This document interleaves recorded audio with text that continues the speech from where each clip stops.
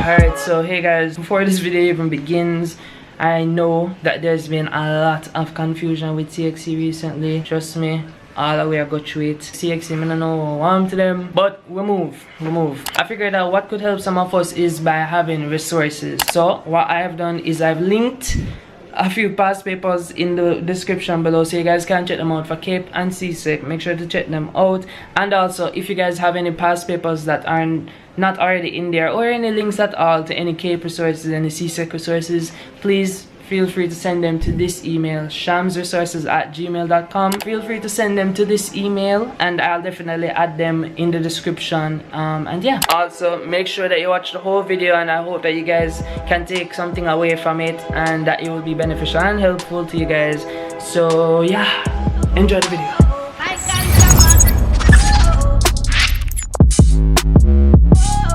Ooh, okay. Alright, yes guys, CXC still going on. So the best that we can do is to continue preparing for the exams full speed ahead, and I figured why not share with you guys how I myself am preparing for the exams. Just a disclaimer, these aren't necessarily like me telling you what to do or anything like that. It's just me sharing some advice, and I guess you can call it tips as well, as to how you can go about preparing for your exams. And yeah, I just hope that you guys take value from it, and if you know anyone who may take value from it, please feel free to share it with them. And yeah, so there's not really much to it. I have them written down right here. So the first thing that I have to say is, guys, I use a detailed study timetable. A detailed study timetable goes a far way in ensuring that you stay on track. I try to list as many things as I know that I'm going to be doing throughout the day, and then I structure it into the timetable. So when it comes to me studying, I write down the exact time that I'm going to be studying. If it's at 5 a.m, I write down the exact topic that I'm going to be studying. If it's coral reefs in Caribbean studies, I know that I'm going to be covering that topic, and so I'll write that down in the timetable, and literally that's basically the format that goes for it throughout the day and throughout the whole week. It just helps to keep me on track, and so I know exactly what it is that I'm supposed to be doing next after I complete a task, and not just kind of freelancing in a sense, you know. That method may not work for everybody. I know a lot of people like to take a more lax approach to it, so you find what works best for you as it relates to creating the study timetable. Another big way in how I'm preparing is by having self-discipline and knowing when to sleep. Guys, I know say sometimes TikTok can get addictive, YouTube can get addictive, Netflix can get addictive. They're meant to be addictive and keep you on their app as long as they can. So what we need to do is have self-discipline and know when to come off of these applications, especially when it's late at night and we know that we have to study the next day. And we know, so if we're not going to bed at X time, we're going to wake up drowsy and draggy and just not in our best spirit. So we need to make sure so we have the self-discipline in order to go to bed, know when to sleep, so that we can wake up getting the required amount of hours that works best for you. For me, 5 hours of sleep can carry me through. 5 hours of sleep, and sometimes 4 hours of sleep with some coffee. But to be honest, the other day TikTok they kind of hold me up throughout the night, you know. I did wake up at 4 o'clock and I end up going to bed 12 o'clock. I did wake up, and I didn't wake up at 4 o'clock. Another way that I'm preparing is through the use of YouTube videos and PowerPoints. For those of you who don't know, I do geography, law, sociology, and Caribbean studies at the CAPE level. And for a particular subject, geography, there are some topics in there that require a more practical approach, and I don't know how many of you are familiar with it, but what name again? Shoot, I forgot the topic name. This is embarrassing. But yeah, I found myself having to like consult YouTube in order to find a better explanation as to how to do certain calculations, and it really did help. It helped a lot. And then I did it for other topics as well in different subject areas, and yeah, it really helps. So YouTube videos, they help you to understand sometimes what the Indian guy on YouTube is saying. is sometimes easier than what your teacher teaches in class. And PowerPoints, a lot of teachers create PowerPoints and then upload them in Google Classroom or whatever medium that your school uses. Make sure to make use of them, as well as the textbooks, of course, but PowerPoints generally will have a more summarized version of the notes, and so do YouTube videos as well. You know, they can come in handy. So yeah, YouTube videos and PowerPoints are next way to prepare for exams.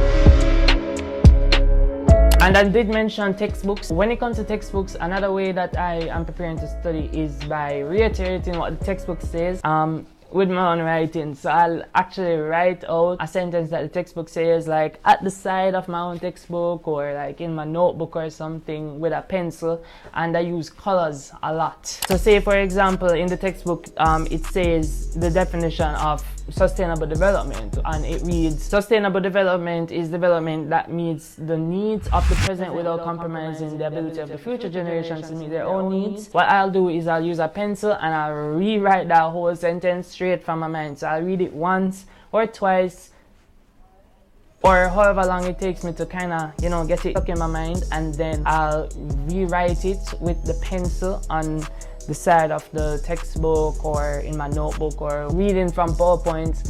Just make the notes. So basically, note taking is what I did for say. Note taking goes a long way in helping you to like remember certain definitions and key terms, points, stuff like that. And also through the use of colors. I use highlighters a lot. I like seeing colors. I know it doesn't help for a lot of people. A lot of people are just fine with a regular unhighlighted page. That's completely fine. But yeah, I find it helpful through the use of highlighters. My favorite highlighters are the pink and the yellow ones.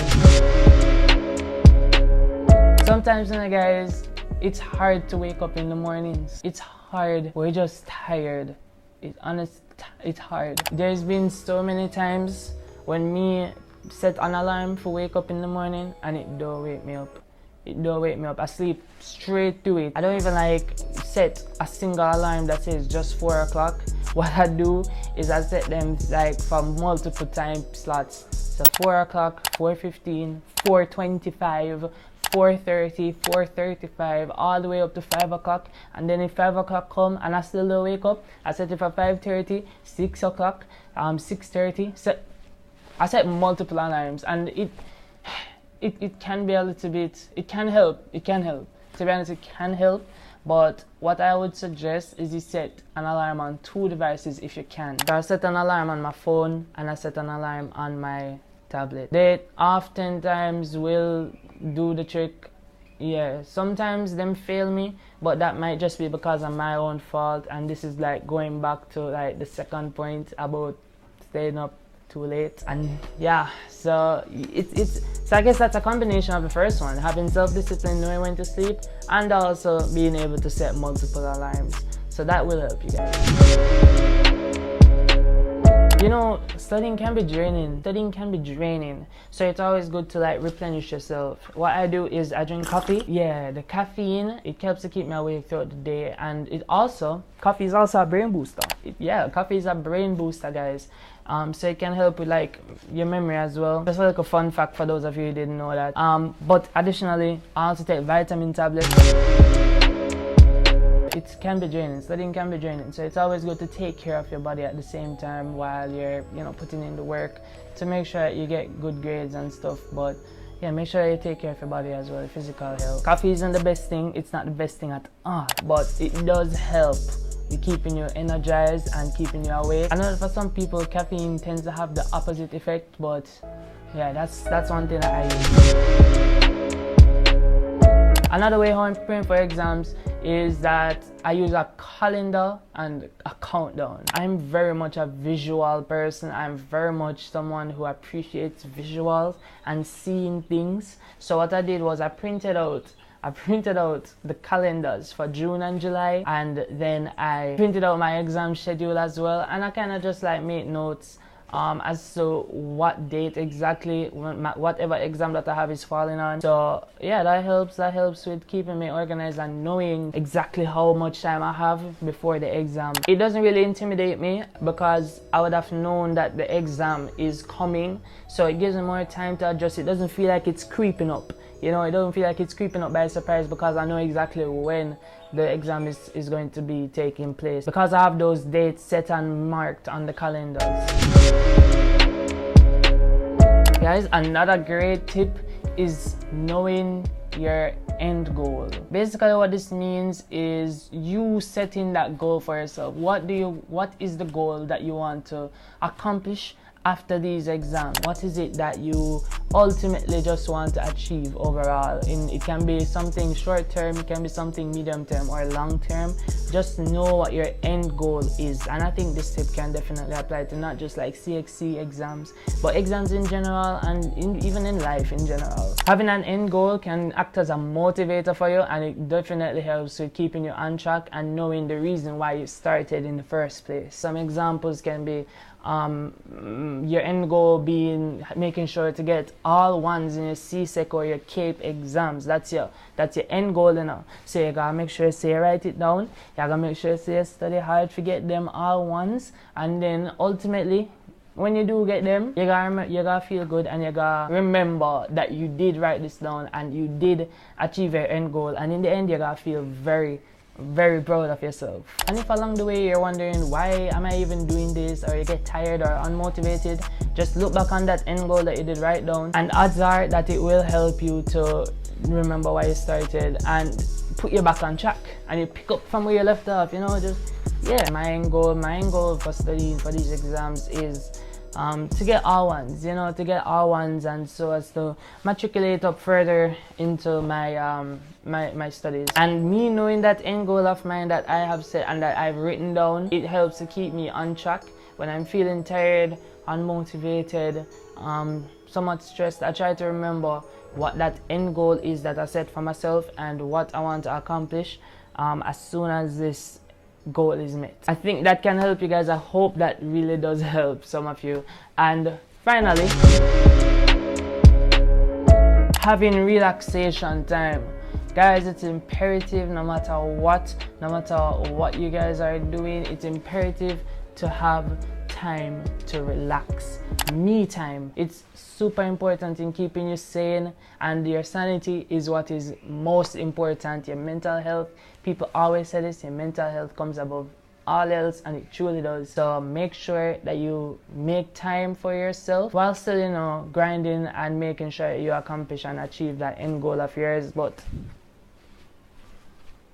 make sure so you have time for yourself at the same time. Fit that in somewhere in your schedule, in your detailed exam study schedule. Fit that in somewhere, relaxation time, and yeah, it's important, honestly it is. And with that being said, the book is closed. I hope that you guys benefited from this video. I hope that you guys took notes and took something away from it, even if it's just one thing that I said that will resonate with you guys. My goal is accomplished. That was what I was trying to achieve with this video. Remember to share the video with someone who you think can benefit from it, and yeah, why not just subscribe at this point? You know, I mean, you watch the whole video, might as well subscribe. Right, so yeah, thanks for watching. Shamar Crossfield.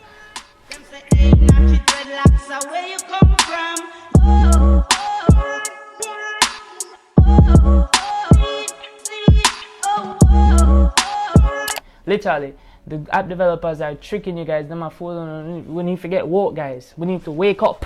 They're trying to distract us.